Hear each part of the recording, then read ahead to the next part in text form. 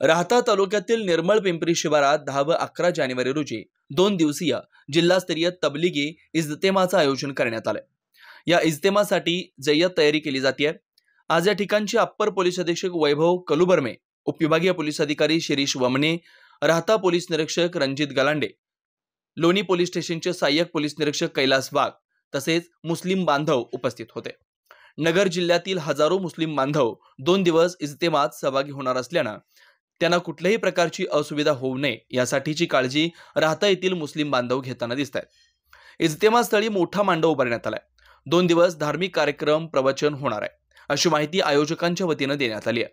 60 acre जागेत इज्तेमा होणार असून यासाठी अनेक हिंदू बांधवांनी जागा उपलब्ध करून दिली असल्यानं राहता तालुक्यात हिंदू मुस्लिम एकता दिसून येते। या इज्तेमा स्थळी शिर्डी परिसरातील अनेक पक्षातील प्रमुख पदाधिकाऱ्यांनी देखील भेट दिली आहे। तबलिगी इज्तेमात काय शिकवलं जातं याबद्दल माहिती घेतली असता अशी माहिती मिळाली की जगभरासह महाराष्ट्रात दरवर्षी जिल्हा स्तरावर असे इज्तेमा होत असतात, परंतु लाखोंच्या संख्येने लोकांचा जमाव जमतो आणि अगदी शांततेत हे सर्व कार्यक्रम पार पडतात। या इज्तेमामध्ये माणसानं माणसाशी माणसासम वागणं अशी शिकवण देण्यात येते। तबलिगी जमातचे 6 तत्व यामध्ये शिकवले जातात। तबलिगी जमात म्हणजे अशा लोकांचा समूह जो एक ईश्वर आणि इस्लाम धर्माचे संस्थापक मोहम्मद पैगंबर यांच्या शिकवणीनुसार आचरण करून जगात सर्व नागरिकांना जीवन जगण्याचे मूल्य आचरण शिकवतो। अनेक मुस्लिम बांधव इथून ज्ञान घेऊन इतरांनाही उपदेश करतात की मानवी जीवनाचं मूल्य जोपासा। कोणाकडून कोणत्याही प्रकारचा आर्थिक मोबदला घेतला जात नाही। सर्वजण मिळून स्वतःचा खर्च स्वतः करतात। संपूर्ण देशाला शांतीचा संदेश देऊन लोकांना सत्याच्या व अहिंसेच्या मार्गावर आणणं हेच या जमातचं कार्य व उद्देश आहे। असं असताना या जमातचं कुठेही प्रदर्शन अथवा जाहिरातबाजी नसते।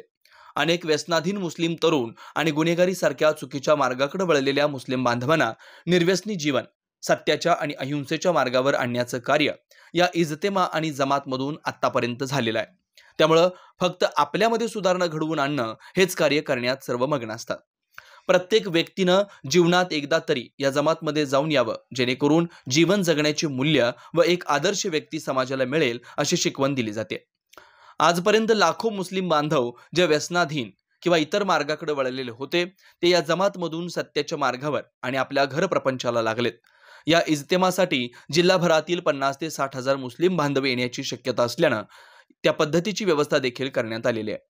प्रतिनिधी गणेश भालेरावसह कॅमेरामॅन किरण बाबळे, राहता।